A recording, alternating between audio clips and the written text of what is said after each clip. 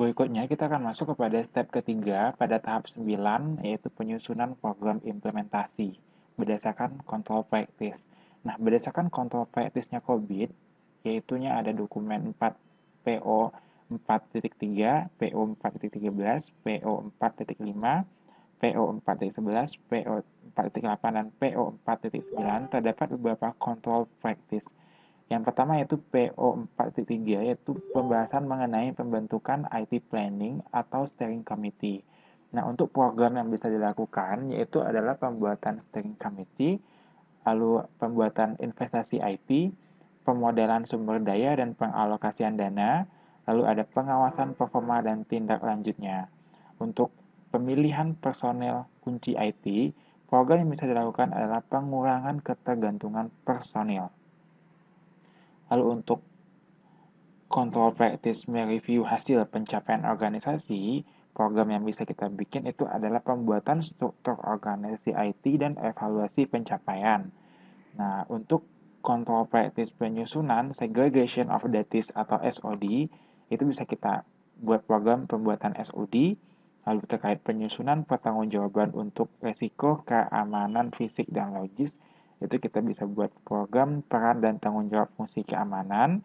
Dan yang terakhir terkait penyusunan kepemilikan data dan sistem, itu kita bisa membuat untuk prosedur kepemilikan aset informasi, inventarisasi aset informasi, klasifikasi data, dan pemilihan aset informasi. Nah, masuk kepada yang pertama yaitu program pembentukan steering committee. Nah, untuk steering committee itu, direktur dibantu penanggung jawab IT dan melibatkan pihak yang terkait dengan IT. Lalu kemudian membuat sebuah program pembentukan steering committee, di mana nanti outputnya ada dua, yaitu membentuk steering committee IT dalam perusahaan dan keterlibatan pihak kunci dalam IT, sehingga nanti menghasilkan steering committee. Nah, dari steering committee ini, itu nanti terdapat tujuan untuk memberikan arah pada pembangunan IT dengan tugasnya terkait dengan rencana jangka panjang investasi IT, struktur organisasi IT, sinergisasi dengan bisnis, dan pengalokasian sumber daya dan pengawasan.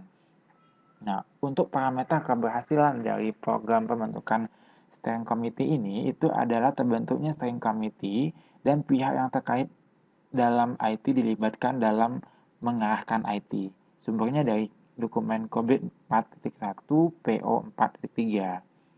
Nah, program yang kedua yaitu adalah program jangka panjang investasi IT. Ini untuk deskripsinya adalah sebagai langkah-langkah strategik untuk mencapai visi IT perusahaan yang akan meningkatkan efisiensi dan memimpin dalam pengembangan IT. Nah, untuk tujuannya yaitu membuat tujuan dan sasaran jangka panjang dan membuat rencana jangka panjang. Parameter keberhasilan program ini yaitu menghasilkan tujuan dan sasaran jangka panjang yang memperhitungkan aspek strategis baik internal maupun eksternal dan menghasilkan rencana jangka panjang yang menghubungkan kondisi saat ini dengan tujuan jangka panjang. Nah, untuk pelaksanaannya sendiri yaitu adalah steering committee. Nah, program berikutnya adalah pemodelan sumber daya dan pengalokasian dana. Untuk ini, pelaksananya juga dilakukan oleh steering committee dan untuk tujuannya yaitu membuat model sumber daya pengembangannya dan merencanakan investasi IT untuk sekarang dan beberapa tahun mendatang. Nah, parameter keberhasilan program ini sendiri yaitu terdapatnya model sumber daya untuk sekarang dan masa mendatang, dan juga terdapatnya perencanaan investasi IT untuk sekarang dan masa yang akan datang. Nah, program berikutnya yaitu program pengawasan performa dan tindak lanjutnya. Untuk pelaksana program ini itu masih dipegang oleh steering committee. Tujuannya adalah untuk mengetahui performa proses IT yang akan dijadikan umpan balik bagi perencanaan dan menentukan tindak lanjut yang dilakukan dari hasil pengukuran performa. Parameter keberhasilannya sendiri yaitu pengukuran performa dilakukan pada proses IT yang kritis dan tindak lanjut mengcover proses kritis IT. Nah, program yang terakhir yaitu program pengurangan ketergantungan personil. Tujuannya yaitu mengurangi ketergantungan pada personil tertentu Lalu mempermudah apabila terjadi penggantian personil, pelaksananya tetap digunakan oleh steering committee. Parameter keberhasilannya, yaitu kebutuhan kunci IT dari personil kunci, bisa terpenuhi dengan cara lain tanpa keterlibatan personil tersebut. Misalnya ketika personil kunci berhalangan hadir. Dan tindakan-tindakan yang telah dilakukan sebelumnya dalam IT dapat dipahami dengan mudah walaupun tanpa kehadiran personil kunci. Berikutnya itu adalah program pembuatan struktur organisasi IT. Untuk struktur organisasi IT sendiri, yaitu program pembentukannya, yaitu dilaksanakan untuk pelaksana fungsi IT yang telah ditentukan. Dan struktur yang dibuat seharusnya bisa menjalankan fungsi IT yang ditetapkan dan terus berkembang seiring kebutuhan IT perusahaan.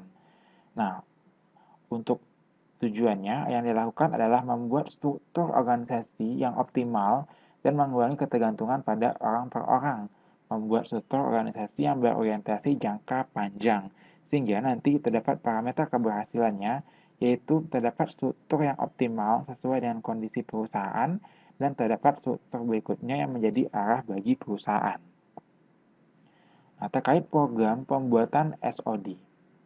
Nah, ini diterapkan ketika struktur sudah cukup besar, sehingga memungkinkan pembagian peran dan penggantikan compensating control yang diterapkan sebelumnya. Nah, tujuannya sendiri yaitu untuk memaparkan struktur organisasi IT dan menjaga atau mendeteksi error dan ketidakberesan dalam struktur organisasi IT. Ini dilaksanakan oleh steering committee dengan ketentuannya SOD itu diterapkan, error dan ketidakberesan dalam struktur organisasi IT dapat terminimalisasi. Nah, berikutnya itu adalah program peran dan tanggung jawab fungsi keamanan. Tujuan program ini adalah untuk memperjelas peran dan tanggung jawab fungsi keamanan, lalu untuk menangani semua risiko-risiko kritis dalam perusahaan, dan memudahkan koordinasi dalam aktivitas keamanan.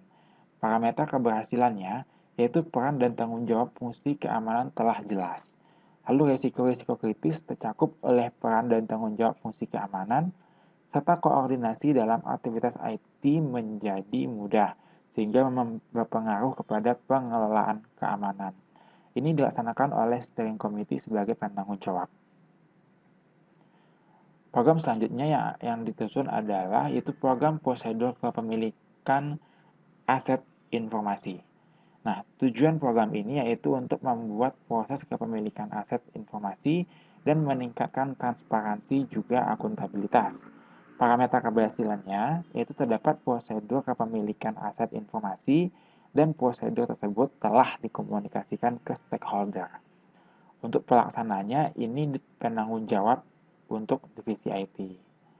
Nah, program berikutnya itu terkait program inventarisasi aset informasi.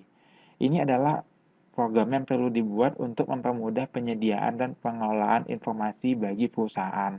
Dengan tujuannya yaitu mengetahui seluruh aset informasi perusahaan, merapikan aset informasi, mengetahui nilai perusahaan, dan meningkatkan tanggung jawab pemilik dan pengelola informasi.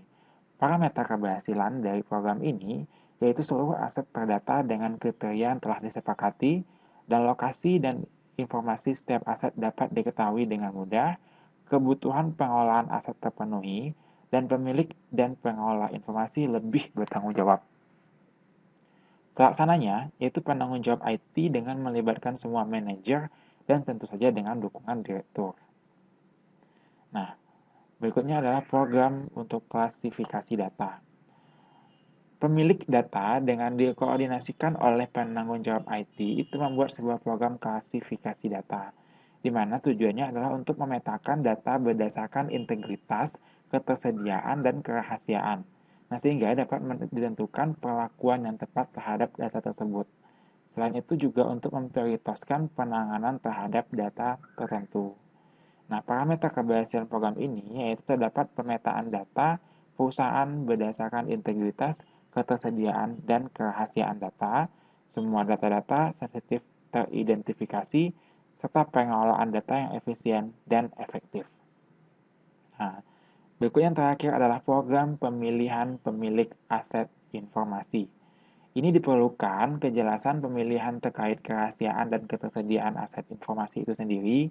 Tujuannya yaitu untuk menjaga informasi tetap sensitif, lalu ketersediaan informasi, merapikan informasi, dan mempermudah koordinasi. Nah, pelaksananya yaitu semua manajer perusahaan yang dikoordinasikan oleh penanggung jawab IT dan dukungan dari direktur. Sedangkan untuk parameter keberhasilannya yaitu semua informasi kritis ada pemiliknya dan tidak terjadi kebocoran informasi sensitif, lalu informasi yang dibutuhkan perusahaan bisa didapatkan dengan mudah.